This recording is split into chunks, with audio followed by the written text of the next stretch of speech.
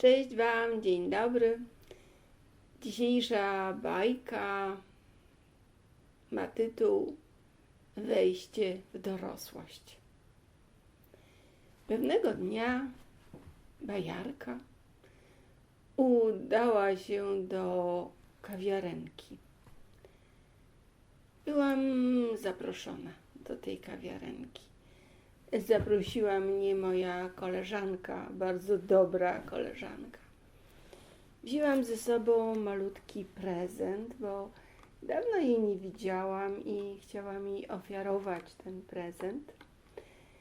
I gdy żeśmy się spotkały, dałam ten prezencik, malutki prezencik z dobrymi, doskonałymi czekoladkami. Koleżanka spojrzała mi w oczy i zapytała: czy ty wiesz, co to znaczy dorosłość? Dorosłość to dorosłość, rzekłam. Ale wiesz, może ci opowiem taką wspaniałą historię właśnie o wejściu w dorosłość. Czy chcesz? Tak, odpowiedziała.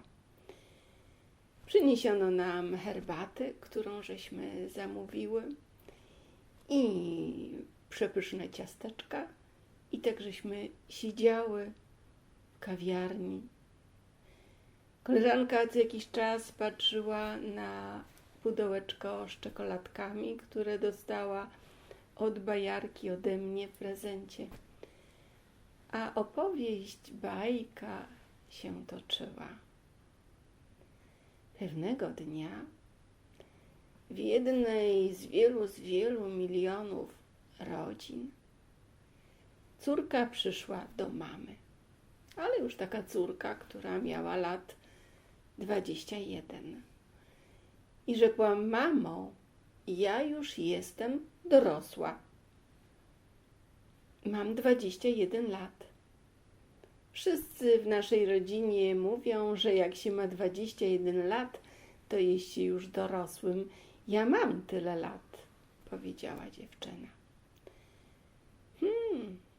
Cieszę się, że masz tyle lat, powiedziała mama, ale dorosłość ma swój wymiar.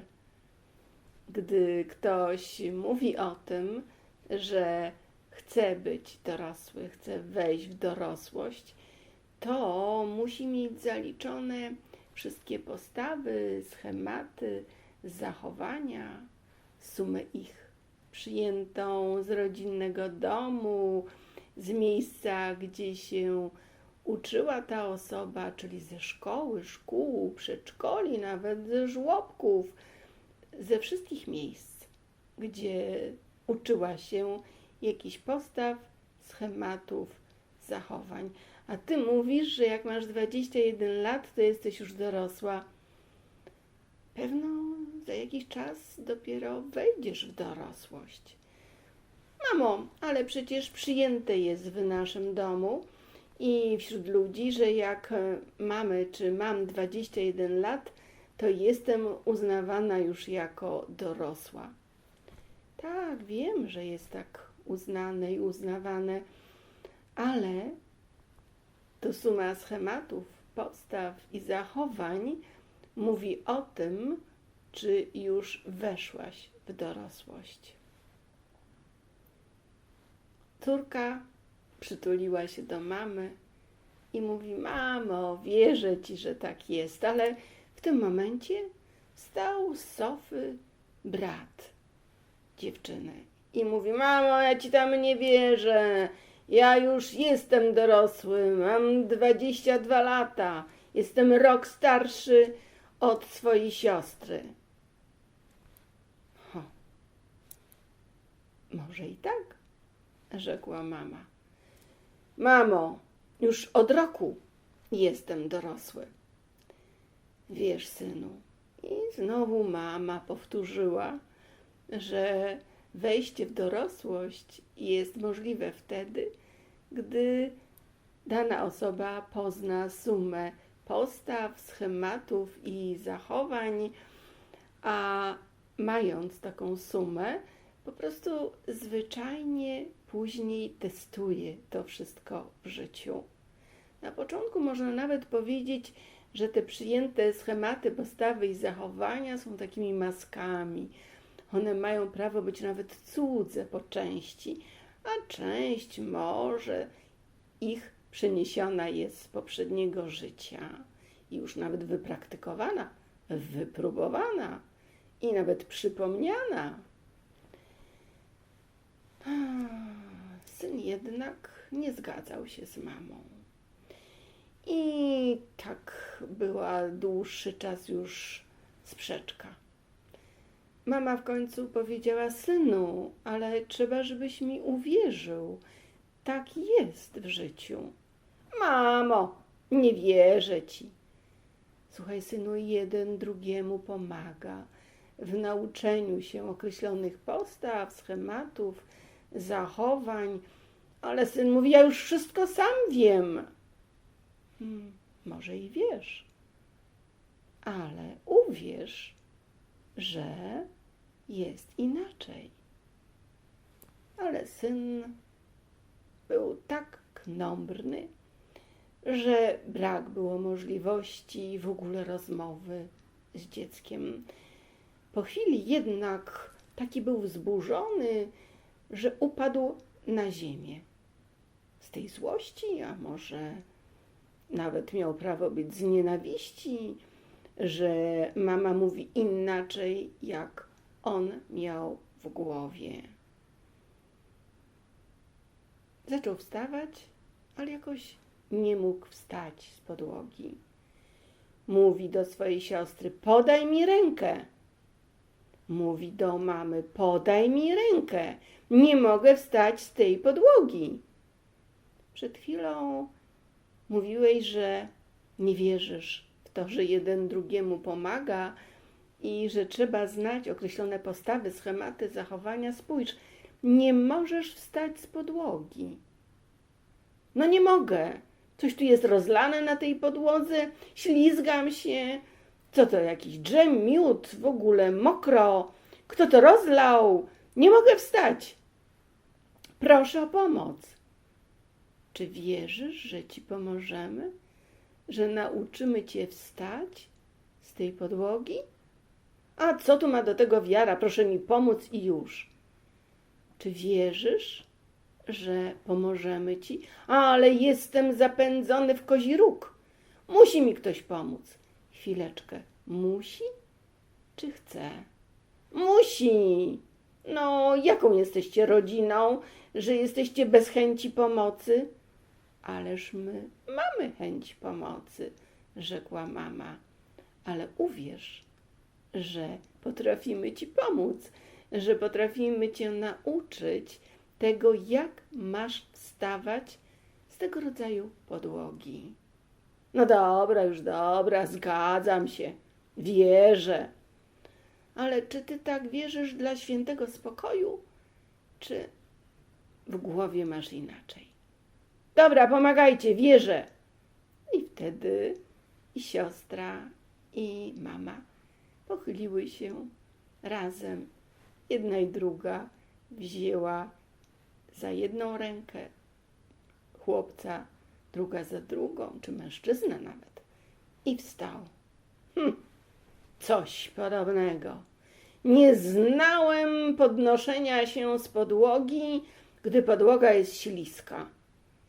Przecież jak to możliwe? No tak, rzekła mama. Jak to możliwe? No tak, rzekła siostra. Widzisz, byłeś taki zadufany, że wszystko już wiesz, znasz, potrafisz, że wszystkie masz postawy, schematy, zachowania, a jednak życie ci pokazało, że jest inaczej. Jeden drugiemu pomaga. No dobrze, już dobrze, niech tak będzie, rzekł. I poszedł do łazienki przebrać się, bo był mokry. W międzyczasie córka rzekła do mamy: mamo, jak to dobrze, że ja jestem w pokorze i wierzę ci w ramach tego, co tam mnie mówisz, i jestem jeszcze w domu, bo uczę się różnych postaw, schematów, zachowań, po to, by umieć w którymś momencie wejść w dorosłe życie. To dobrze, że to potrafisz. Cieszę się, ogromnie się cieszę, bo łatwiej ci w życiu, rzekła mama. W międzyczasie syn wrócił z łazienki, spojrzał na mamę i rzekł: faktycznie byłem zadufany. Faktycznie myślałem, że wszystkie rozumy zjadłem. Faktycznie zawsze jest ktoś, kto uczy nas nowej postawy, schematu czy zachowania w ramach tego, czego o życiu jeszcze nie wiemy. Czy to znaczy, że jesteś w pokorze? No na ten czas, mamo, nie obiecuj sobie za dużo. To bez tego, że mam obiecać sobie coś. To chodzi o to, czy w tobie skruszyła się wola walki z tym, czego masz prawo jeszcze nie wiedzieć. Bądź w pokorze, synu, rzekła matka. Dobrze, już dobrze, ale widać było, że miało mu prawo być nie w smak to, co mama do niego mówiła. Bajarka zamilkłam. Spojrzałam na koleżankę siedzącą po drugiej stronie stołu, a ona chrząknęła, tak jak w tej chwili bajarka, i rzekła: o, wspaniałą historię mi opowiedziałaś. Już wiem, po co się z tobą dzisiaj tu spotkałam. Wiem. Nawet trudno jest przewidzieć, jakiej w życiu potrzeba nowej postawy, schematu czy zachowania się nauczyć. Trzeba mieć zawsze czułki nastawione na to, że w danej sprawie i rzeczy mam prawo być jeszcze młoda i potrzebuję jakiegoś schematu, postawy, zachowania od kogoś i trzeba uwierzyć temu komuś, że dobrze poprowadzi, że dobrze nauczy w ramach tego, co trzeba na ten czas. A jak wiadomo, najlepiej się uczyć od kogoś, kto zna to doskonale. Najlepiej jest uczyć się od mistrzów, rzekła. O, faktycznie tak jest. No, ale rozumiem, że masz wiele przyjaciół, od których masz prawo brać to, co najlepsze w życiu, powiedziała bajarka do swojej koleżanki. Tak. Czy możemy się spotkać za tydzień? Też w tej samej kawiarni? Mam taką jedną sprawę i rzecz do przedyskutowania z tobą. Wiesz, nie wiem, jaką mam przyjąć w danej sprawie i rzeczy postawę. Mam nadzieję, że mi pomożesz. Bardzo chętnie, rzekłam. Oczywiście, jeśli tego potrzebujesz. Bardzo proszę. Pożegnałyśmy się, wróciłam do domu i gdy zamknęłam drzwi ze stukotem, dotarło do mnie takie ustawiczne pytanie: co mam poznać i znać w ramach nowej postawy, schematu, zachowania? Do kogo mam się udać? Kto zna tą postawę doskonale, wspaniale, bardzo dobrze? Idę, pytam, uczę się. Ja też tak mam. To prawda. Życzę Wam, byście i Wy zadawali te pytania i odszukiwali w swoim środowisku, otoczeniu wszystkich tych, którzy potrafią Wam dać odpowiedź, taką jak trzeba, lub odwiedzili wiele osób, zebrali wiele doświadczeń i wybudowali swoją nową postawę, schemat czy zachowanie. Tego Wam życzę. Tego też życzę swojemu ja. Rzekła Bajarka. Rzekłam. Tyle na dzisiaj. Dziękuję.